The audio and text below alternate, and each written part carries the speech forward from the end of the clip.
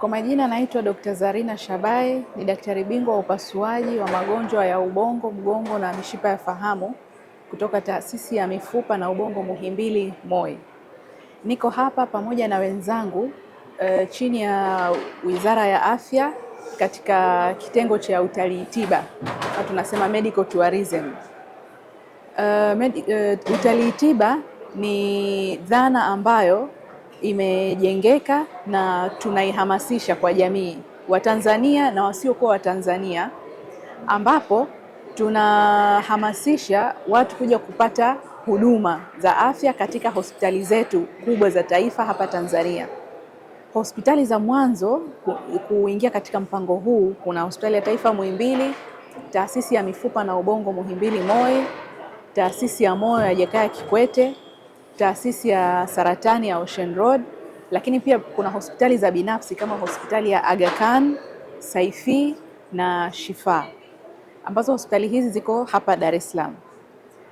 Kutokana na uwekezaji mkubwa uliofanyika na serikali yetu, hospitali zetu nyingi zimewezeshwa kuweza kutoa huduma za kibingwa na kibobezi ambapo hapo awali hazikuwepo. Hii inapelekea matatizo mengi ambayo zamani Watanzania walihitaji kupewa rufaa kwenda kutibiwa nje kwa gharama kubwa, sasa hivi wanatibiwa hapa hapa nchini.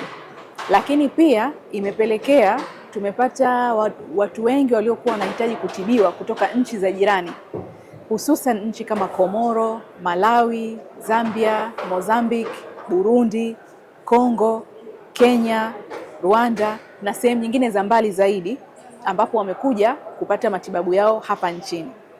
Tangia hii dhana imeanzishwa tuseme kwenye mwaka 2022-2023, zaidi ya wagonjwa 20,000 kutoka nje ya nchi wameshapata matibabu hapa Tanzania, na bado wanaendelea kuja kwa wingi, na bado Watanzania wengi zaidi ambao wenye matatizo ambayo hapo awali walihitaji kupata rufaa kwenda nje, sasa hivi wanaendelea kutibiwa hapa nchini.